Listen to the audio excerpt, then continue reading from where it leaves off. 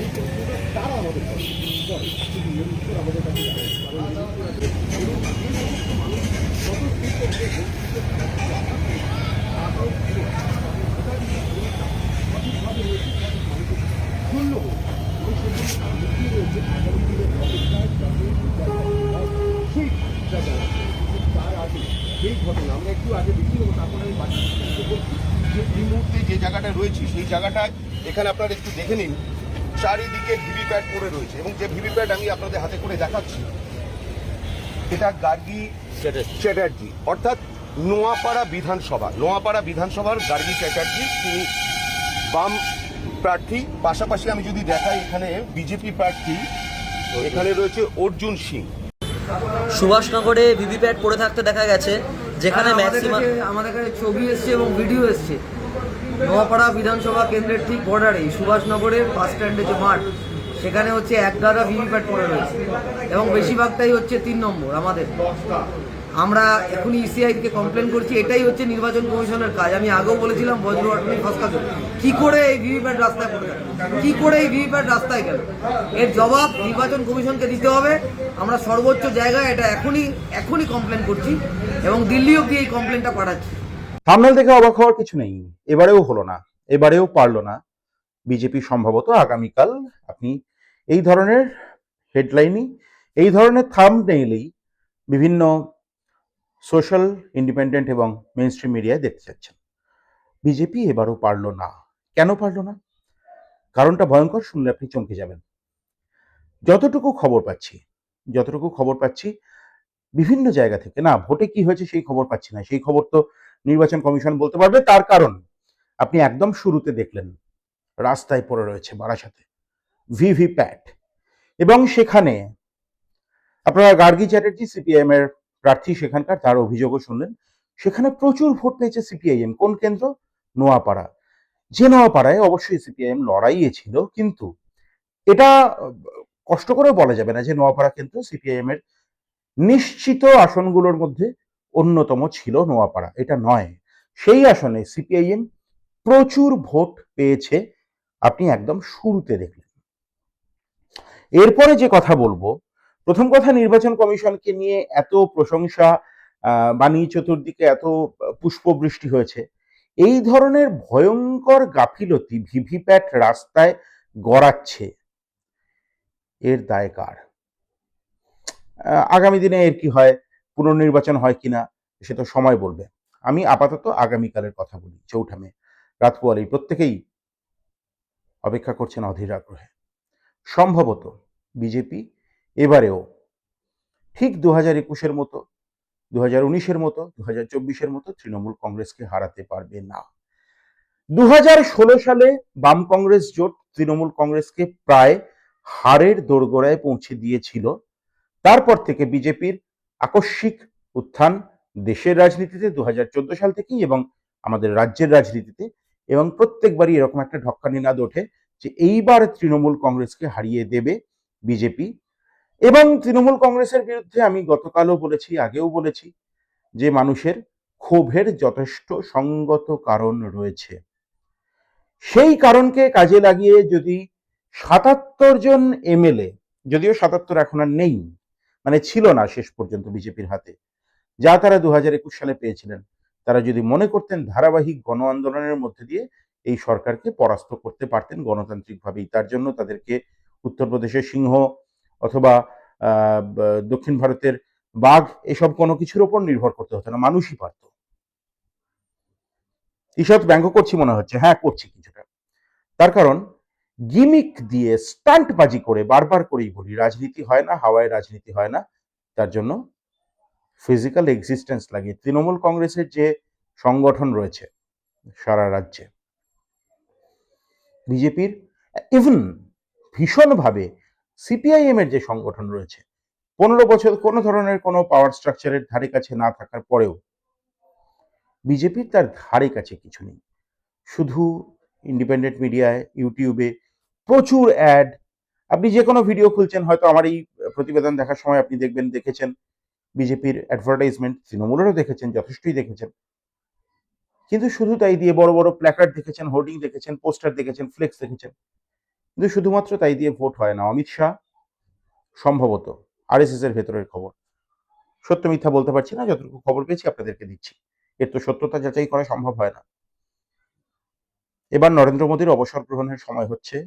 অমিত শাহ বিজেপির আরএসএস এর দ্বারা প্ল্যান্টেড মুখ হতে চলেছেন। তিনি চাইছেন মুখ্যমন্ত্রী মমতা বন্দ্যোপাধ্যায় রাজ্যের তার বিরোধী নেত্রী থাকুন।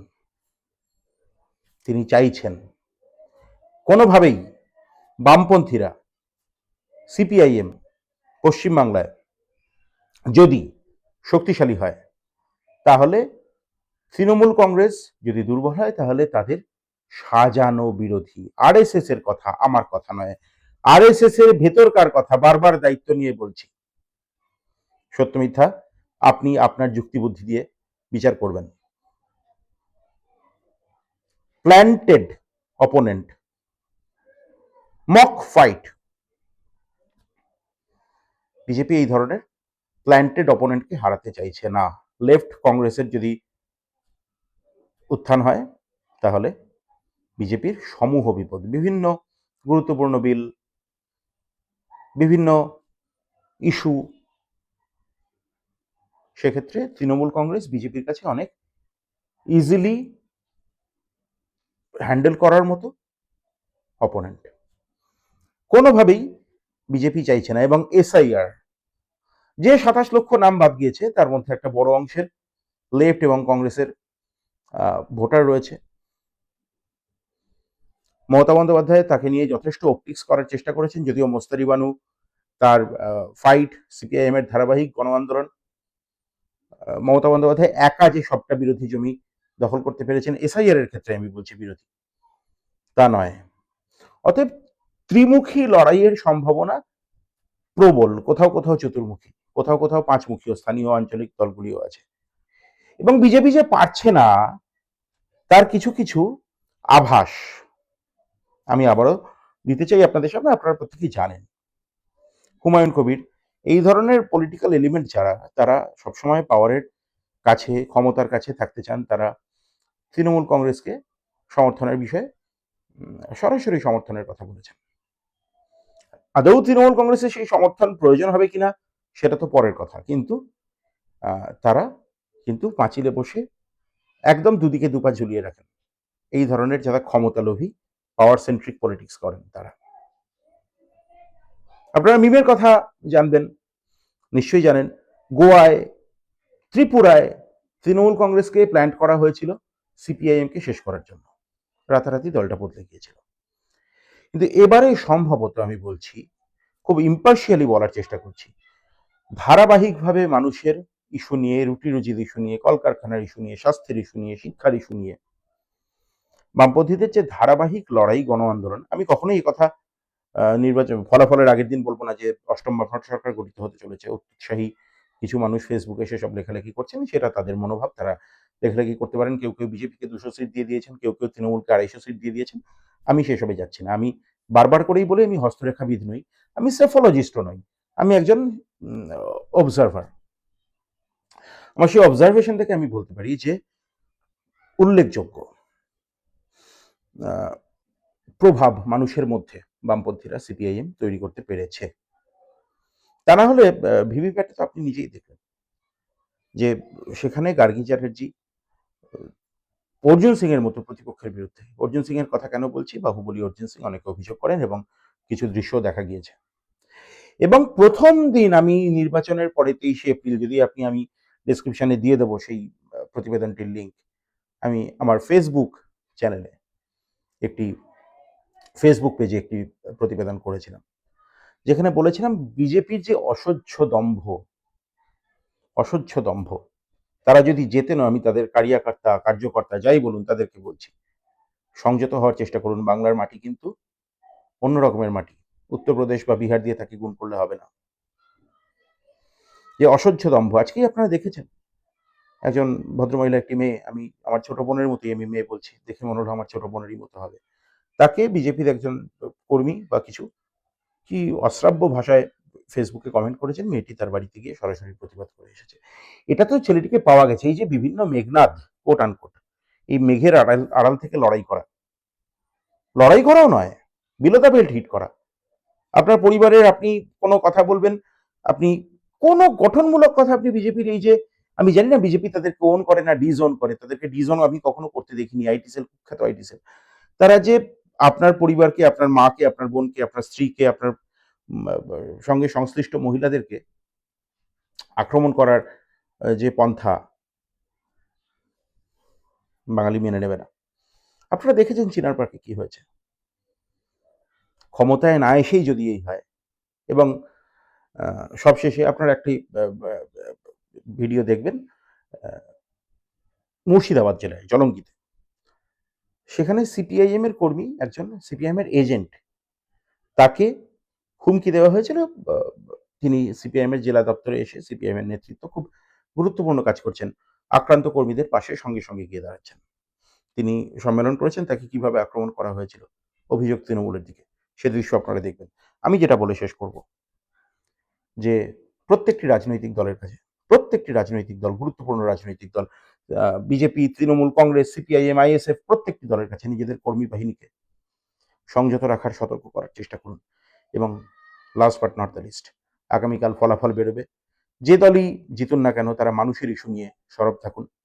তৃণমূল, কংগ্রেস, আমি জানি না তারা শিক্ষা নেবেন কিনা। ভুরি ভুরি অভিযোগ, অসংখ্য অভিযোগ তাদের নেতাকর্মীদের কাছে। আমার স্বনির্বন্ধ অনুরোধ, যদি আবারও সরকারে আসেন, দায়িত্বশীল সরকারের ভূমিকা পালন করুন। বিজেপি, তারা যদি প্রধান বিরোধী দল হন অথবা সরকারেও আসেন, সম্ভবত আসবেন না, প্রধান বিরোধী দল হবেন, দায়িত্বশীল, স্টান্টবাজির রাজনীতি করবেন না, দায়িত্বশীল বিরোধীর ভূমিকা পালন করুন। সিপিআইএম কিন্তু সরকারের ধারে কাছে না থেকে, একটিও এমএলএ না থাকা সত্ত্বেও বিধানসভায়, রাজ্য থেকে লোকসভার একজন এমপিও নেই, ধারাবাহিকভাবে গণ আন্দোলন করেছে। তাদের কাছে আমার বক্তব্য, আপনারা নিশ্চয়ই আপনাদের গণ আন্দোলনকে আরো প্রসারিত করুন, মানুষকে সঙ্গে নিয়ে, রুটি রুজির ইস্যু, মানুষের ইস্যু, তাকে সঙ্গে নিয়ে আসুন, তাকে সামনে নিয়ে আসুন। বেশ কিছু আসন আপনারা এবার পাবেন, ব্যবহার করুন মানুষের জন্য। রাজনীতিটা, রাজনীতির ডিসকোর্স, আইএসএফ, নওশাদ সিদ্দিকী, নিশ্চয়ই তিনি জিততে পারেন, জিততে চলেছেন। সিপিআইএম এর বেশ কিছু আসন তারা জিততে চলেছেন। আমি আবারও বলছি, নতুন করে আর কোনো কেন্দ্রের নাম বলছি না, চর্বিত চর্বণ হবে। উত্তরবঙ্গ থেকে দক্ষিণবঙ্গ বেশ কিছু আসন সিপিআইএম এবার যথেষ্ট ভালো ফলাফল করবে, তৃতীয় স্থান থেকে দ্বিতীয় স্থানে উঠে আসবে অনেক জায়গায়। হাওয়ায় কথা বলছে না, সেটা আপনারা ভিভিপ্যাটের দৃশ্য দেখলেই বুঝতে পারবেন। নোয়াপাড়ার মতো সন্ত্রস্ত জায়গাতেও যদি এই ফল হয়, ফলই তো আমি বলবো, এতগুলো ভিভিপ্যাটে আপনি দেখতে পাচ্ছেন সিপিআইএম এর অসংখ্য ভোট, সেক্ষেত্রে শক্তিশালী জায়গাগুলোতে কিন্তু আরো ভালো ফলাফল হবে। রক্তপাতহীন নির্বাচন হয়েছে, শুধুমাত্র নির্বাচন কমিশনের জন্য হয়েছে নয়, মানুষের জন্য হয়েছে, রাজনৈতিক দলগুলির জন্য হয়েছে। নির্বাচন কমিশন তারা ফল, তাই আবারও আপনারা জানেন পুনর্নির্বাচন হবে। বেশ কিছু গাফিলতি চোখে পড়ছে, যার জন্য আমার পরিষ্কার বক্তব্য, শুধুমাত্র কেন্দ্রীয় বাহিনী ইত্যাদির ওপরে নির্ভর করে না, সাধারণ মানুষ তাদের ঐক্য হোক, রাজনৈতিক দলগুলো একটা জায়গায় ঐক্যবদ্ধ হোক, ভায়োলেন্স ছড়াবো না, আমরা ভদ্র হই, আমরা সমাজবদ্ধ হই। আগামীকাল কি ফল হবে, আগামীকাল বলবে। আমার ধারণা বিজেপি আবারও লাস্ট ল্যাপে হেরে যাচ্ছে। কাউন্টিংটা অত্যন্ত গুরুত্বপূর্ণ, অত্যন্ত গুরুত্বপূর্ণ। সিপিআইএম এর কাছে আমার আবেদন, আবারও আবেদন, আপনারা রুটি রুজির ইস্যু নিয়ে সামনের সারিতে এসে লড়াই করুন মানুষকে সঙ্গে নিয়ে। তৃণমূল, কংগ্রেসের কাছে আমার আবেদন, যদি আপনারা চতুর্থবারের জন্য সরকার করেন, দায়িত্বের পরিচয় দিন, ভায়োলেন্স ছড়াবেন না। শেষে আপনারা দেখবেন সিপিআইএম কর্মী একজন, তার সাংবাদিক সম্মেলন কিভাবে তিনি আক্রান্ত হয়েছিলেন। প্রত্যেকে ভালো থাকুন। যদি প্রতিবেদন আপনার ভালো থাকে, তাহলে অবশ্যই, ভালো লাগে তাহলে অবশ্যই সাবস্ক্রাইব করবেন, সঙ্গে থাকবেন। নমস্কার। যাই চায়ের দোকানে গিয়ে আমি একটু চা খাই, চা খাওয়ার পরে আমি বাড়ি আসবো, বিড়ি খাই। বিড়ির জন্য আমি দোকানে গিয়ে বিড়ি নিয়েছি, নিয়ে টাকা দিয়েছি। টাকাটা দিয়ে, টাকা আমাকে ব্যাগ দেবে, এখান সময়তে টিএমসির মাস্তান বাহিনী কিছু আসে আমাকে আক্রমণ করে, যে এখানেই সিপিএমের মাস্তান এবং সিপিএমের এজেন্ট, তোকে কে বলেছে এখানে সিপিএমের এজেন্ট হতে? সিপিএমের এখানে কি আছে? তুই কার ইন্ধনে তুই এজেন্ট হলি? তোকে কে ইন্ধন দিয়েছে তাদের নাম বল। আমি বলছি আমাকে ইন্ধন কে যোগাবে? এখানে তো কোনো কারোর সাথে আমার যোগাযোগ করিনি, হয়নি। আমি রাজমিস্ত্রি কাজ করি সেটা তো এলাকার মানুষ সবাই জানে। আর আমি সিপিএম পার্টি করি এটাও জানে, যে আমি সিপিএম পার্টি করি। তবে আমি মিটিং মিছিলে অত গুরুত্ব দিতে পারি না, মানে আমি কাজকর্ম করার এতে। তবে এজেন্ট হয়েছি, এটা আমিও তো স্বীকার করছি যে হ্যাঁ এজেন্ট হয়েছি, কিন্তু আমি কারো ইন্ধনে হইনি।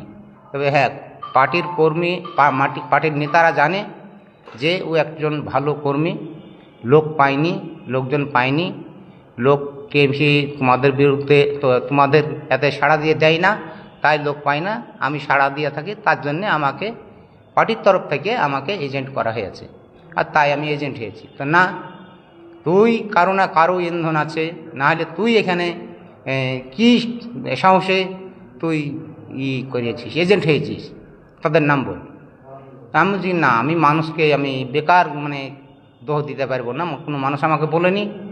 তো এই কথা শুনবে না, একেই কর, একে তুলে নিয়েছ দিয়ে এবার আমার কলার ধরে আমাকে তুলতে ঠেলতে সড়কের রাস্তায় নিয়ে যাই, রাস্তা থেকে আবার ফের নিয়ে এসে চৌকিতে বসাই।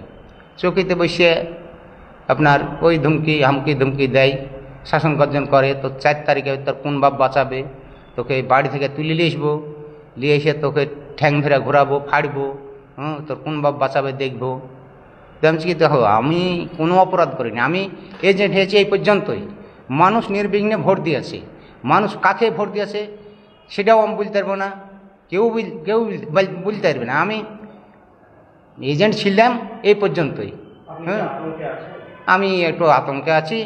আমি মানে যেভাবে শাসন গর্জন করেছে, আজ জামালদার ছিল, আজকেও সকালে জামালদার দেখে এলো, এবং খুব উত্তেজিত, এবং মানে লোকজনও আতঙ্ক হয়ে আছে এলাকার। বাড়িতে এখন পর্যন্ত অসুবিধা হয়নি, হয়তো 4 তারিখের পরে আমাকে হামকি ধমকি দিয়েছে, সেটা হতে পারে। আমি তার জন্যে আমি বেরালেন আমার পার্টির তরফ থেকে আমি নেতাকে আমার জামালদাকে ফোন করে জানালাম। জামালদা সমস্ত দেখতে গিয়ে ও হেনস্থ হলো। অভিযোগ আমি সকালে যাওয়ার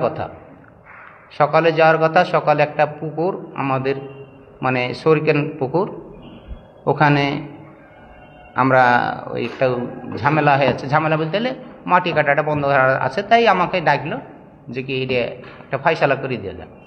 তা আমি বললাম যে তোমরা করো, যেটা করার করো, মাটির টাকা নিয়ে এলো, নিয়ে তোমরা যেটা করার করো, আমি বাড়িতে লোক এসেছে, আমি চলে এলাম। আমি সঙ্গে সঙ্গে চলে এসেছি, বাড়িতে সাংবাদিক গিলছিল। তারপরে এবার ওখান থেকে জামালদারা গেল, ওখান থেকে আমি যাব। এই তো এই মুহূর্তে ওরা এসে ঝামেলা পাকিয়ে ওদের নানানভাবে মানে নানান ভাষায় ওরা কথাবার্তা অশ্লীল ভাষায় একটা ক্যান্ডিডেটকে মানে হেনস্থ। সেখানেও সাংবাদিক ছিল, সেখানে তাদের কী করলো, তাদের একজনের নাম হিটলার, আমার নাম রুহুল আমিন, আমার বাড়ি নওদাপাড়া, যারা করেছে তারা সকলেই 3 নম্বর। হ্যাঁ।